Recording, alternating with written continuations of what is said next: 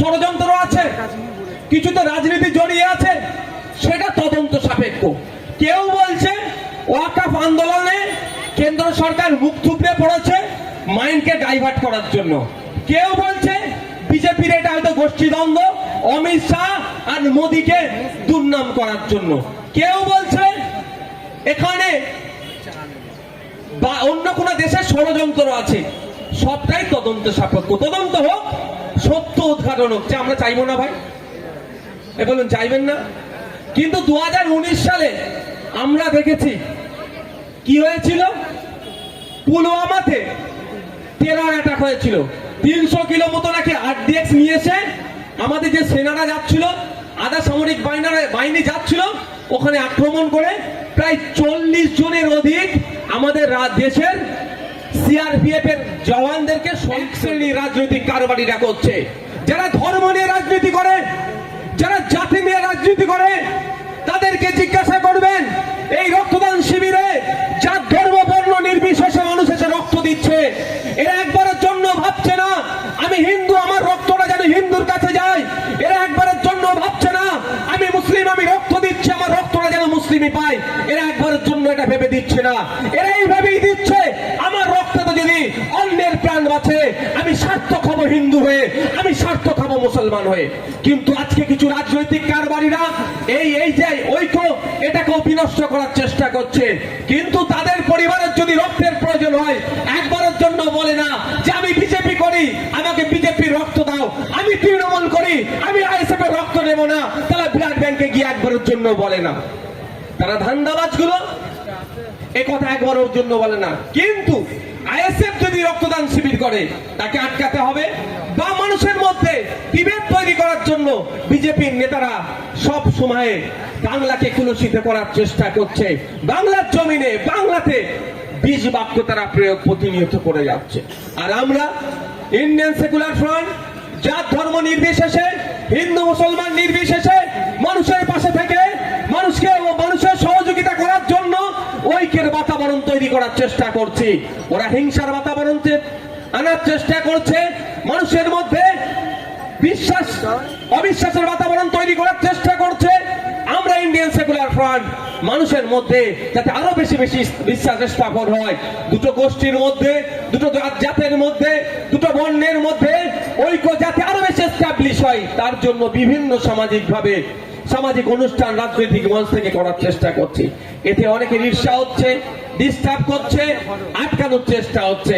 আমি তাদের উদ্দেশ্যে বলছি যে দেখুন, এই খেলায় যদি আপনি মেতে ওঠেন, শুধু একা আইএসএফ জ্বলবে না। যে আগুন আপনি লাগাচ্ছেন শুধুমাত্র আইএসএফ একা এই আগুনে পুড়বে না। যে আগুন জ্বালানোর চেষ্টা করছে তাকেও কিন্তু এই আগুনে একদিন জ্বলতে হবে।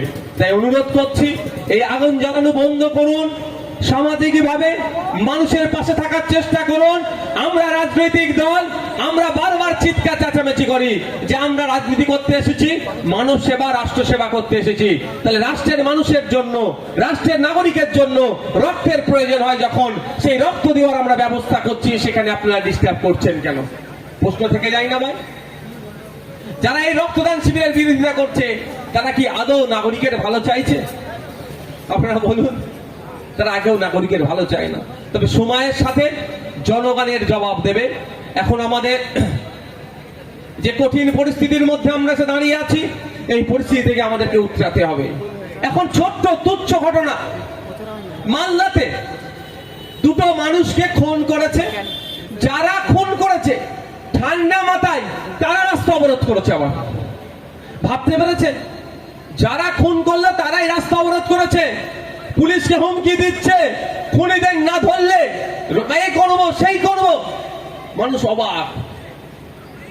দুটো মানুষকে খুন করে সাম্প্রদায়িক টান নেওয়ার চেষ্টা করছে। খুন হয়েছে আমার দুটো হিন্দু সমাজের ভাই, দুটো হিন্দু সমাজের মানুষকে খুন করিয়ে কারা ধরা পড়েছে? আবার হিন্দু সমাজের ভাই। কিন্তু ওটা দেখানোর চেষ্টা করছিল যে হিন্দু খুন হয়েছে, মুসলমান খুন করেছে। এই রকম ভাবে সমাজের মধ্যে বিশৃঙ্খলা করার চেষ্টা করছে। কিন্তু যারা অ্যারেস্ট হয়েছে তারা কোনো মুসলিম সম্প্রদায়ের নয়, তারাও হিন্দু সমাজের। কিন্তু এই খুনটাকে দেখিয়ে সমাজের মধ্যে বিষ ছড়িয়ে দেওয়ার চেষ্টা করছে, সাম্প্রদায়িকতার বিষ ছড়িয়ে দেওয়ার চেষ্টা করছে। করার চেষ্টা করছে, সমাজে হিন্দু মুসলমানের বিভাজন করার চেষ্টা করছে। এটা থেকে আমাদেরকে সজাগ থাকতে হবে, আমাদেরকে চোখ কান খুলে রাখতে হবে, আমাদেরকে প্রশ্ন করতে হবে। ওই মিডিয়ার বুলি আমরা শুনে এক শ্রেণীর মিডিয়া আমাদের মধ্যে বিভেদ তৈরি করার চেষ্টা করছে। আমাদের প্রশ্ন করতে হবে যে স্কুলগুলোতে টিচার নাই কেন, আমাদের প্রশ্ন করতে হবে হসপিটালে ডক্টর নেই কেন, আমাদের প্রশ্ন করতে হবে নিত্য প্রয়োজনীয় জিনিসের দাম বেড়ে যাচ্ছে কেন, আমাদের প্রশ্ন করতে হবে গ্যাসের দাম বেড়ে যাচ্ছে কেন, আমাদের প্রশ্ন করতে হবে পেট্রোল ডিজেলের দাম বেড়ে যাচ্ছে কেন, আমাদের প্রশ্ন করতে হবে কাশ্মীরের জঙ্গিগুলো কোথা থেকে আসলো, আমাদের প্রশ্ন করতে হবে ওখানে সেনা ছিল না কেন। তার পরিবর্তে আমরা কি করছি, কটা হিন্দু মরেছে কটা মুসলমান মরেছে সেইটা গুনছি আমরা। আমাদের দুর্ভাগ্য এটা। আমাদের প্রশ্ন করা দরকার ছিল লেদার কমপ্লেক্সে যারা কাজ করে তাদেরকে শ্রম কোডের আন্ডারে আনা হচ্ছে না কেন। আমাদের প্রশ্ন করতে হবে লেদার কমপ্লেক্সে যারা কাজ করছে তাদেরকে লেবারের যে সমস্ত গাইডলাইন আছে সেটা মেনটেন করানো হচ্ছে না কেন। আমাদের প্রশ্ন করা দরকার, কদিন আগে আপনারা দেখেছিলেন আমাদের এই লেদার কমপ্লেক্সে ম্যান হলে নেবে কাজ করছিল, দেখেননি ভাই? 3 জন মারা গিয়েছিল, আপনারা জানেন কি? 3 জন মারা গিয়েছিল। তো তারা কেন মারা গিয়েছিল? ম্যান হলে ঢুকে কাজ করছে। 2013 বা 2016-তে সুপ্রিম কোর্টের অর্ডার আছে ম্যাল হলে নেবিয়ে মানুষকে কাজ করানো যাবে না, যদি খুবই প্রয়োজন হয়। আপনাদের জানিয়ে রাখি এই অর্ডারটা আছে, তাকে উপেক্ষা করে নেমেছিল। আর আপনি আমি হিন্দু মুসলমান করছি, 3 জন মারা গিয়েছিল, তাদের ধর্মীয় পরিচয় কি জানেন? 2টো মুসলিম 1 জন হিন্দু।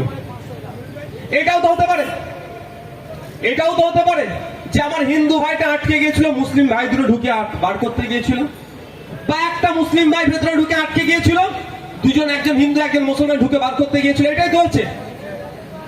হিন্দু মুসলমান কি তারা দেখেছে? তারা কি দেখেছে? আমি শ্রমিক, আমার শ্রমিক ভাই আটকে গিয়েছে, বার করতে হবে। হিন্দু মুসলমান নির্বিশেষে অন্যর জন্য জান দিয়ে দিল, তাই তো? কেন ওর ভেতরে ঢুকলো? ওইরকম ভাবে ঢোকা তো উচিত নয়। আইন বইয়ের ভেতরে ঢুকলো, এটা নিয়ে কি আমরা প্রশ্ন করেছি? আমাদের এই প্রশ্ন করার সময় দেয়নি। আমাদের মাথার মধ্যে হিন্দু মুসলমান ঢুকিয়ে দিয়েছে, আমাদের মাথার মধ্যে ধর্মীয় বিভাজন ঢুকিয়ে দিয়েছে। আমাদের প্রশ্ন করা দরকার ছিল পশ্চিমবাংলার লেবার মিনিস্টারকে, যে যেখানে সুপ্রিম কোর্ট বলে দিয়েছে ম্যানহোলের মধ্যে এই ধরনের মানুষকে ঢুকানো যাবে না, কেন ঢুকলো? আর যদি ঢুকতে হয় ফুললি তাকে সেফটি করে তার ইকুইপমেন্ট লাগিয়ে গ্যাস ট্যাস লাগিয়ে ঢুকাতে হবে। তাছাড়া ঢুকলো কেন? যারা ঢুকিয়েছে যে কোম্পানি, তাদের বিরুদ্ধে কি ব্যবস্থা নিচ্ছে, এটা কি আমরা প্রশ্ন করেছি? আমাদেরকে প্রশ্ন করার সুযোগ দিচ্ছে না মিডিয়ার মাধ্যমে। আর কিছু রাজনৈতিক নেতারা এমন ভাবে আমাদের মাথা খেয়ে রেখেছে যে আমরা আসল মুদ্দাতে, আসল বিষয় না প্রশ্ন করে সাবজেক্ট ছেড়ে অবজেক্টে চলে যাচ্ছি। ভাই কাশ্মীরে আজকে আপনারা দেখেন, কাশ্মীরের পেহেলগাঁওতে যেভাবে বর্বরোচিত সন্ত্রাসবাদী হামলা হয়েছে তার প্রতিবাদে, এবং সাথে সাথে যারা হামলায় শহীদ হয়েছে তাদের স্মৃতিতে আমরা আজকে রক্তদান শিবির করছি। কিন্তু প্রশ্ন আপনাকে আমাকে করতে হবে, প্রশ্নটা হওয়া দরকার ছিল দেশের প্রধানমন্ত্রীকে, প্রশ্নটা করার দরকার ছিল মোদীজিকে, প্রশ্নটা করার দরকার ছিল অমিত শাহজিকে, প্রশ্নটা করার দরকার ছিল ডিফেন্স মিনিস্টার রাজনাথ সিং সাহেবকে। কিন্তু দুর্ভাগ্য, আমরা প্রশ্ন করছি আমার পাড়ার চায়ের দোকান আছে যে তাকে, আমরা প্রশ্ন করছি ফলের দোকানদারের সামনে গিয়ে, আমরা প্রশ্ন করছি রং মিস্ত্রিকে গিয়ে। কেন জঙ্গি আক্রমণ হলো? বুঝতে পারছেন? ওই রং মিস্ত্রি বলতে পারবে কেন জঙ্গি আক্রমণ হলো? ওই যিনি ভ্যান চালায় তিনি বলতে পারবে? যার ফলের দোকান আছে, দেখতে পেলেন না হরিয়ানাতে ফলের দোকান ভেঙে দিচ্ছে, তাকে প্রশ্ন করছি। এটা আমাদের মাথায় ঢুকিয়ে দেওয়া হচ্ছে। আমাদের প্রশ্ন প্রথম করতে হবে ওখানে জঙ্গি আসলে কিভাবে, বলেন ভাই? এই যে রক্তদান শিবির হচ্ছে, এখানে নিরাপত্তার দায়িত্ব কাদের আছে বলুন? ক্যালকাটা পুলিশ, চন্দনেশ্বর থানা নাকি মাধবপুর থানা? আচ্ছা, ক্যালকাটা পুলিশের নিরাপত্তার দায়িত্ব তো এটা। এখানে যদি কিছু অঘটন ঘটায় কাকে প্রশ্ন করবেন বলেন? আমি ফুরফুরা শরীফে গিয়ে আমাদের ওখানে তৃণমূলের নেতাকে প্রশ্ন করব, তাকে ধরে টানাটানি করব? উচিত হবে? আমাকে কাকে প্রথম প্রশ্ন করতে হবে? পুলিশকে, যে আপনি নিরাপত্তায় থাকা অবস্থায় এখানে হামলা হলো কেন? তাই তো স্বাভাবিক, এখানে নিরাপত্তা কে দেবে আমাকে? নিরাপত্তা দেবেন, তার জন্য ট্যাক্সের টাকা দিয়ে কাকে রেখেছেন? পুলিশকে। তো একইভাবে এখানে হামলা যদি হয়, আমি যে দেগঙ্গাতে তৃণমূল যিনি করেন তাকে ধরে টানাটানি করলে উচিত হবে কি আমার? হবে কি? ঠিক কাশ্মীরে যে পেহেলগাঁওতে যে সন্ত্রাসবাদী অ্যাটাক হয়েছে, আমাদের তো দায়িত্ব, প্রশ্ন তো হবে সরকারকে, যখন জঙ্গি আসলো কি করে? কারণ ওখানে আসা যাবে না, জায়গা নয় ওখানে আসার। আর ছোট বন্দুক নিয়ে আসেনি। ওই ফেসবুকে সোশ্যাল মিডিয়া দেখছিলাম 5টা বড় গ্রেনেড বা এই ধরনের কিছু নিয়ে এসেছে, আর AK-47 বড় হাতিয়ার, ছোট পিস্তল পকেটে করে নিয়ে চলে এসছে, তাও একটা বলা যেতে পারতো। আর কাশ্মীরে আমি বলছি না, আমি আমার কথা বলছি না, আপনারা সোশ্যাল মিডিয়া দেখুন, 5 মিটার 10 মিটার ছাড়া ছাড়া পুলিশ থাকে। পুলিশ শুধু কাশ্মীরি পুলিশ নয়, সেন্ট্রাল ফোর্স থাকে, আধা সামরিক বাহিনী থাকে, সামরিক বাহিনী থাকে। এবার বলুন, একটা জায়গায় এসে হত্যাযজ্ঞ চালালো নির্বিচারে, ওখানে আমাদের 2000 মতো টুরিস্ট ছিল, তাদের ওখানে গুলি চালালো, দীর্ঘক্ষণ ধরে গুলি চালালো, কোনো ফোর্স আসলো না। প্রায় 50 রাউন্ড গুলি চালিয়েছে, কোনো ফোর্স আসলো না। এটা ভেবে পাওয়া যায় ভাই? এর মধ্যে